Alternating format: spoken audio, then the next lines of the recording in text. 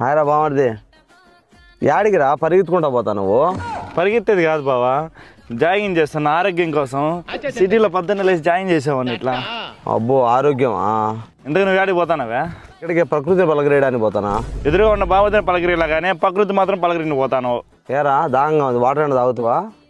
ఉంటే బావా.